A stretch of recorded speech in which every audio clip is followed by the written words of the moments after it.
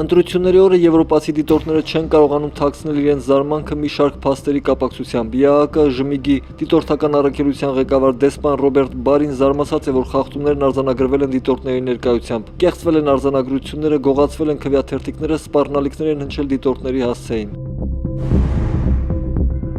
2007-ի ընտրությունները խախտումների ծավալներով նախորդներից գրեթե ոչնչով չտարբերվեցին, այս անգամ սակայն նորացվել էին խախտումների տեխնոլոգիաները։ Ընդդիմադիր իմպիչմենտ դաշինքի ղեկավարը հայտարարում է, որ իշխանությունը 400,000 կեղծ անձնագիր է տպագրել, որոնցով քվեարկություն են իրականացրել տեղամասերի հետ կապ չունեցող մարդիկ։ Նույն օրը օրինաց երկիրը կասկածում է ընտրությունների օրինականությանը, ահաբեկման դրսևորումները, ընտրակաշառքների համատարած բաժանումը, քվեաթերթիկների լցոնումները հիմք են կասկածի տակ առնելու ընտրությունների օրինականությունը։ Նույն օրն ընտրությունների արդյունքները հրաժարվում է ճանաչել նաև ՀԺԿ-ն, հաղթեց ընտրակաշառքը, քվեարկության ավարտից որոշ ժամանակ հետո հայտարարում է ՀԺԿ նախագահ Ստեփան Դեմիրճյանը։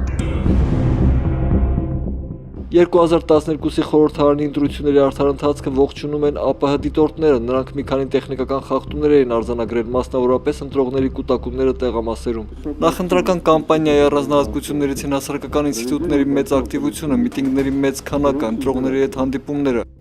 ԵԱՀԿ դիտորդներն ընդհակառակը հրաժարվում են 2012-ի ընտրությունները ճանաչել միջազգային չափանիշներին համապատասխան, որոշ թերություններ ըստ նրանց կարող են կասկածի տակ դնել արդյունքներն ընդհանրապես։ Եթե մի քաղաքական կազմակերպության ղեկավարը 500 հատ տրակտոր է բաժանում, դա չի կարող չազդել ընտրությունների արդյունքների վրա։ Մինչ բոլորն զբաղված են ընտրություններով, շինարարական մի կազմակերպություն հողին է հավասարեցնում Աբովյան փողոցի վրա գտնվող 130 տարվա պատմամշակութային արժեք համարվող ԱՕՔՍ-ի շենքի հետնամասը։ Տարածքը ձեռք է բերել լոկալ դիվելոփերսի տնօրեն Սամվել Մայրապետյանը, նրանց ուրեմն մեր, այսպես ասած, տեղեկություններով այստեղ հյուրանոցային համալիր պետք է կառուցվի։ 2012-ի ընտրություններից մեկ օր անց ԿԸՀ-ն ամփոփում է նախնական արդյունքները եւ արձանագրում, որ խորհրդարան է մտնելու 6 քաղաքական ուժ, ներառյալ այդ պահին կոալիցիոն կառավարության մաս համարվող Հանրապետականը, ԲՀԿ-ն եւ օրինաց երկիրը, բողոքողները շատ չեն։ Այս պահի դրությամբ, ուրեմն դիմում բողոքները եղել են 3, դիմում բողոքներից մեկը ներկայացվել է պատգամավոր Գալուստ Սահակյանի կողմից։ Իդեպ ոստիկանությունը քվեարկության ընթացքում ստացել էր հանցագործության մասին 78 հաղորդում։ 2012-ի ընտրությունների օրը առաջին նախագահ Լևոն Տեր-Պետրոսյանն այցելում է ընդդիմադիր 3 ուժերի միասնական շտաբ։ Նա եկել էր ասելու, որ ընտրությունների ընթացքն արդեն իսկ հիասթափեցրել է նրան, թեպետ փորձել է լինել լավատես։ Կարող են զորբայությամբ,